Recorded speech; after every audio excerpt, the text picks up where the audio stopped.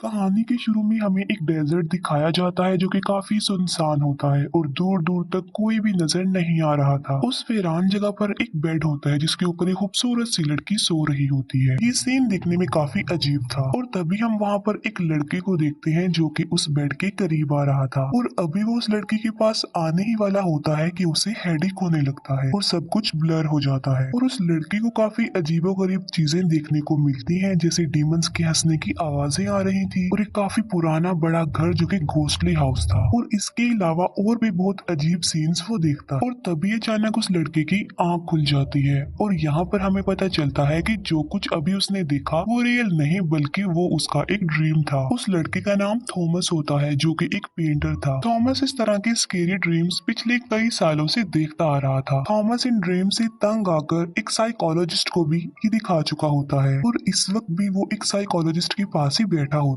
है। वो psychologist Thomas को बताती है कि तुम्हें स्लीप डिसऑर्डर है। थॉमस उस डॉक्टर को बताता है कि पुराने वक्त में इस चीज को किसी शैतान के साथ कनेक्ट किया जाता था, यानी किसी इंसान के साथ ऐसा तभी होता है जब किसी शैतान ने उस पर कंट्रोल किया हो या कोई डीमन उसकी बॉडी पर बैठा हुआ हो। तब वो डॉक्टरों से कहती है कि ये सब तुम्हारी माइंड इमेजिनेशन है और कुछ नहीं, या तुम्हारा कोई ऐसा ड्रीम, कोई ऐसी डिजायर हो जो किसी लड़की से रिलेटेड थी और वो पूरी ना हुई हो और इसीलिए तुम्हारे साथ ये सब कुछ हो रहा है। इससे पहले कि थॉमस उसकी अगली बात सुनता, वो वहाँ से उठकर चला जाता है। थॉमस जो कि एक जगह पर बैठा हुआ पेंटिंग बना रहा होता है और तभी अचानक उसे झाड़ियों में कुछ दिखाई देता है। कुछ सोचने समझने से पहले ही उसे एक प्रॉपर्टी एजेंसी से कॉल आती है और उसे बताया जा रहा था कि तुम्हारे अंकल ने मरने से पहले तुम्हारे नाम कुछ प्रॉपर्टी की है। थॉमस जब वहाँ पर जाता है तो एक प्रॉपर्टी एजेंट उसे उस जगह के पेपर्स देती है और उस जगह का नाम होता है केसर गार्डन और साथ ही वो उसे वो लेटर भी देती है जो कि उसके अंकल ने मरने से कुछ देर पहले थॉमस के लिए ही लिखा था। थॉमस ये सब देखकर काफी हैरान था क्योंकि ना तो वो कभी अपने अंकल से मिला था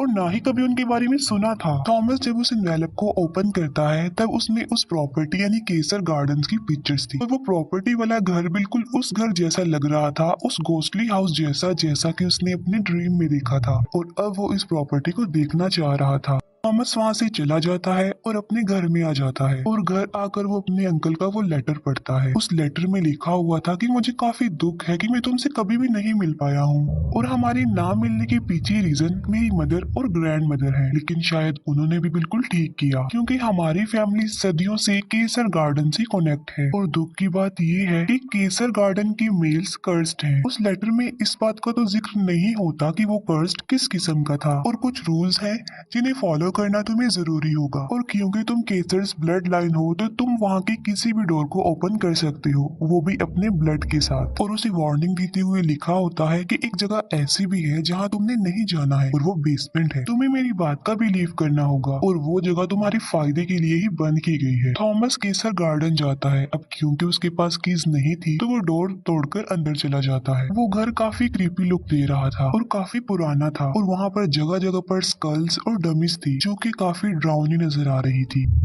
थॉमस जब घर को एक्सप्लोर कर रहा होता है तब ऐसा फील होता है कि कोई तो है जो उस पर नजर रख रहा है और थॉमस जब बेसमेंट में जाता है तब डोर बंद होने की आवाज सुनकर वो टर्न करता है और उसे वहाँ पर किसी की प्रेजेंस फील होती है, लेकिन देखते ही देखते वो गायब हो जाती है। थॉमस जब ऊपर जाता है तब उसे वहाँ पर एक लड़की मिलती है जिसका नाम लिंडा होता है और वो उसी प्रॉपर्टी एजेंसी की एक मेंबर थी। वो थॉमस से उसके अंकल के लेटर के बारे में भी पूछ लेती है। थॉमस को उसकी बातें अजीब लग रही थी जिसकी वजह से वो थॉमस से अपोलोजाइज करके वहाँ से चली जाती है। थॉमस जो कि सो रहा होता है और उसे फिर से एक ड्रीम आता है जिसमें वो देखता है कि उस प्रिंसेस को उसने पास जाकर उठा दिया है। थॉमस उस प्रिंसेस को कहता है कि ये ड्रीम नहीं हो सकता क्योंकि ये सब कुछ रियल लग रहा है। वो प्रिंसेस थॉमस को कहती है कि मेरा नाम रोज है लेकिन मुझे स्लीपिंग ब्यूटी भी कहा जाता है और तुम्हें ये सब कुछ इसीलिए रियल लग रहा है क्योंकि रियल वर्ल्ड में हम दोनों एक दूसरे के काफी पास आ चुके हैं और यही वजह है कि तुमने मुझे ड्रीम में जगा दिया। वो कहती है कि रियल वर्ल्ड में मैं तुम्हारे पास आने का वेट कर रही हूँ और तभी वो थॉमस की तरफ बढ़ती है और अचानक से डरकर पीछे हो जाती है। थॉमस जब पीछे मुड़कर देखता है तब वो काफी शॉक्ड हो जाता है और वो थॉमस से रिक्वेस्ट करती रहती है कि प्लीज मुझे छोड़कर मत जाओ। इसके बाद थॉमस नींद से जाग जाता है और उसे फिर से स्लीप पैरालिसिस हो जाता है। थॉमस खुद को मूव करने की कोशिश करता है और तभी ब्लैंकेट में एक डीमन उसकी तरफ आ जाता है और वो डीमन थॉमस को मारने ही वाला होता है कि थॉमस की आंख खुल जाती है। यानी ये भी थॉमस का एक ख्वाब था। थॉमस के डोर पर बेल बजती है और जब वो देखने जाता है तो वहाँ पर उस घर का केयर टेकर होता है जो उस घर की मेंटेनेंस के बारे में पूछने के लिए वहाँ पर आया था। थॉमस जब उस केयर टेकर से इस घर के बारे में क्वेश्चंस करता है तो वो थॉमस को कहता है कि ये घर काफी स्ट्रेंज है और यहाँ पर बहुत से लोग आते हैं और गायब हो जाते हैं। पुलिस ने कई बार इस घर को चेक किया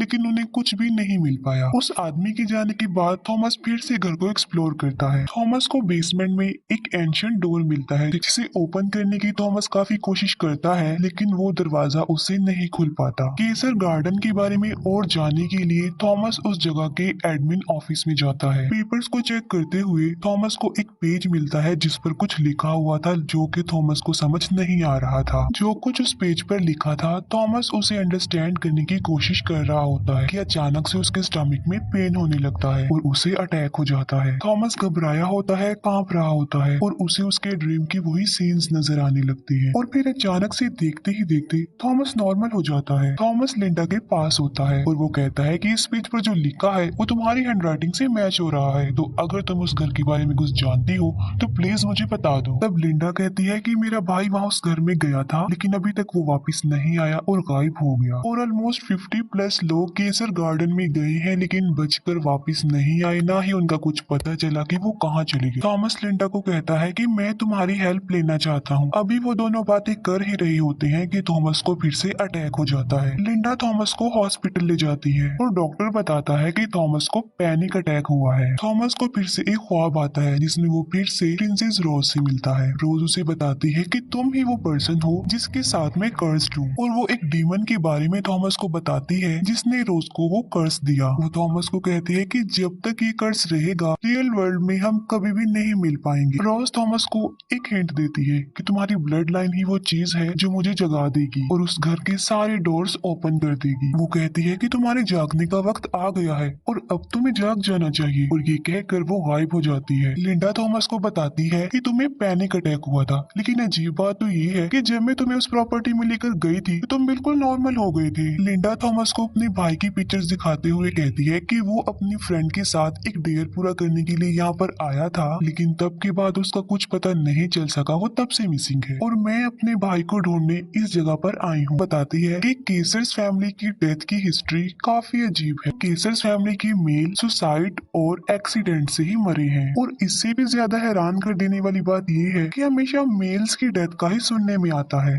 कहती है कि ये सब कुछ शायद किसी सुपर नेचुरल पावर से कनेक्ट है जो ये सब कुछ करवा रही है। थॉमस पूछता है कि कोई तो ऐसा रास्ता होगा ना इस कर्ज से बचने का और लिंडा थॉमस की ब्लड लाइन को रिस्पॉन्सिबल कहती है। लिंडा की ये बात सुनकर थॉमस को उसके अंकल की वही ब्लड लाइन वाली बात याद आती है और वो लिंडा को उसी एंशिएंट डोर के पास लेकर जाता है। लिंडा भी उस डोर को ओपन करने की कोशिश करती है लेकिन उससे भी वो दरवाजा नहीं खुलता और थॉमस वहाँ पड़ी हुई एक नीडल से अपने फिंगर का खून निकालता है और ब्लड वाली फिंगर से वो उस डोर को ओपन करता है और वो दरवाजा खुल जाता है। थॉमस और लिंडा दोनों अंदर जाते हैं। उन लोगों को वहाँ पर एक एंशिएंट डायरी मिलती है जो कि बंद होती है और वो लोग उसे ओपन करते हैं। उस डायरी में जो कुछ लिखा हुआ था वो उन्हें समझ में नहीं आ रही थी क्योंकि वो एंशिएंट लैंग्वेज थी और तभी वो देखते हैं कि एक डमी उन पर अटैक कर देती है और वो लोग खुद को सेव करने के लिए उस जगह से बाहर आ जाते हैं। तभी वहाँ पर एक गाड़ी आ जाती है और लिंडा थॉमस को जल्दी से उस गाड़ी में बैठने के लिए कहती है। अब गाड़ी में जो होता है लिंडा ने उसे वहाँ पर अपनी हेल्प के लिए बुलाया था और वो लिंडा का फ्रेंड और पैरानॉर्मल इन्वेस्टिगेटर होता है। लिंडा थॉमस और रिचर्ड को लेकर अपने घर में आ जाती है और वो उन लोगों को केसर गार्डन्स की काफी ज्यादा पिक्चर्स दिखाती है क्योंकि वो केसर गार्डन के बारे में डिटेल से जानती थी। उन पिक्चर्स को देखकर वो पैरानॉर्मल इन्वेस्टिगेटर रिचर्ड कहता है कि इन स्पिरिट्स को लोग आमतौर पर डीमन या डेविल्स कहते हैं और कुछ इंसान इन पर बिलीव करते हैं और कुछ नहीं करते और असल में ये हमारे आस पास ही रहते हैं। रिचर्ड थॉमस को कहता है कि तुम केसर गार्डन से लिंक्ड हो, इसी वजह से वो किसी भी शक्ल में तुम्हारे सामने आ सकते हैं। लिंडा रिचर्ड को बताती है कि थॉमस उस प्रॉपर्टी से कनेक्टेड है तो अगर वो ज्यादा अरसा उस प्रॉपर्टी से दूर रहेगा तो वो मारा जाएगा।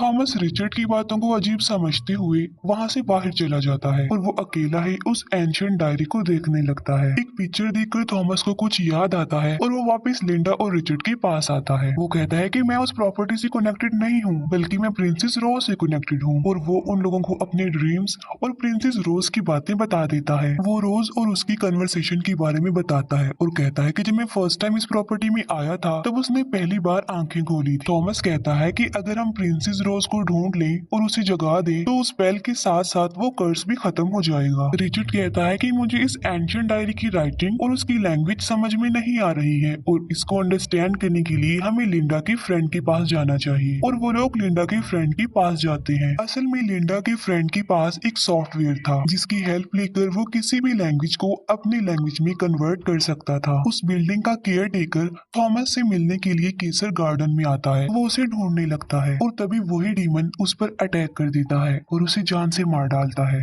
थॉमस जब जागता है तब वो देखता है कि उस एंशिएंट डायरी का कुछ पार्ट ट्रांसलेट हो गया है। लिंडा उसे पढ़ते हुए थॉमस को बताती है कि ये तुम्हारे अंकल ने लिखा है, जिसमें उन्होंने लिखा था कि मैं अपनी फैमिली को एक ऐसे ट्रबल में डाल रहा हूँ जिससे शायद वो कभी भी वापस ना आ सके, क्योंकि मैं एक ब्राइड को एक डेविल के सामने सेक्रीफाइस करने के लिए जा रहा हूँ। थॉमस पूछता है कि इसका क्या मतलब है। तब रिचर्ड उसे बताता है कि तुम्हारे अंकल का कनेक्शन उस डीमन और उस ब्राइड से था। वो डायरी और ट्रांसलेट होती है तो उन्हें पता चलता है कि प्रिंसेस रोज एक ऐसी प्रिंसेस थी जो कि अपनी ब्यूटी की वजह से जानी जाती थी, जिसे एक डीमन ने पोजेस करके कर्स्ड कर दिया और एक नीडल लगने की वजह से वो एक इमोर्टल नींद में सो गई और रोज को शैतान ने अभी भी कैद किया हुआ है। और अगर वाकई ये बात सच है तो रोज अभी जिंदा है। थॉमस को काफी देर हो गई थी कि वो अपनी प्रॉपर्टी से दूर था और उसे पैनिक अटैक आ जाता है। तब लिंडा और रिचर्ड उसे लेकर वापस केसर गार्डन में आ जाते हैं। घर पहुंचने पर उन्हें पता चलता है कि उस बिल्डिंग का केयर टेकर अब मर चुका है। थॉमस लिंडा और रिचर्ड को लेकर दोबारा से बेसमेंट में जाता है और फिर से अपने ब्लड से वो डोर ओपन करता है। अंदर एक टनल होती है जिसकी डोर को वो ओपन करते हैं। आगे जाकर एक शैतान उन पर अटैक कर देता है, लेकिन रिचर्ड मैजिकल वर्ड्स बोलता है और वो शैतान चला जाता है। और अब वो लोग उस जगह पर पहुंच चुके थे जहाँ पर उन्होंने आना था और वो उसी डीमन को देखते हैं। लिंडा और रिचर्ड थॉमस को कहते हैं कि हम उस शैतान को डिस्ट्रैक्ट करेंगे और इसी दौरान तुम जाकर प्रिंसेस रोज को जगा देना। और वो ऐसा ही करते हैं और थॉमस उस रूम में जाता है जहाँ पर प्रिंसेस रोज को कैद किया हुआ था। थॉमस प्रिंसेस रोज के पास आता है लेकिन वो फिर भी नहीं उठती और तभी थॉमस को अपनी ब्लड लाइन याद आती है और थॉमस अपने होंठों से ब्लड निकाल कर रोज को उठाता है और इस बार रोज उठ जाती है। रोज को होश में लाने पर वो थॉमस का थैंक्स करती है और आंखें बंद करके थॉमस के पास आती है, लेकिन जब वो अपनी आईज खोलती है तब उसकी आंखें बिल्कुल ब्लैक हो गई थी। यहाँ पर एक बड़ा राज खुलता है और वो ये होता है कि प्रिंसेस रोज अब कोई प्रिंसेस नहीं रही बल्कि वो भी एक डीमन बन चुकी है। वो डिमोनिक आवाज में बोलते हुए थॉमस को कहती है कि तुमने मुझे जगा तो दिया है लेकिन अब तुम्हारा खेल खत्म हो गया है। और वो अपनी फिंगर से थॉमस पर मैजिक कर देती है और वो दीवार के साथ जाकर टकराता है। रोज थॉमस को कहती है कि मैंने तुम्हारे लिए बहुत कुछ सोचा हुआ है। यहाँ पर अफसोस की बात ये होती है कि थॉमस इतनी स्ट्रगल जिस लड़की के लिए कर रहा था, यानी जिसे वो अपनी ड्रीम गर्ल समझ रहा था, वो कोई ड्रीम गर्ल नहीं बल्कि वो एक डीमन थी।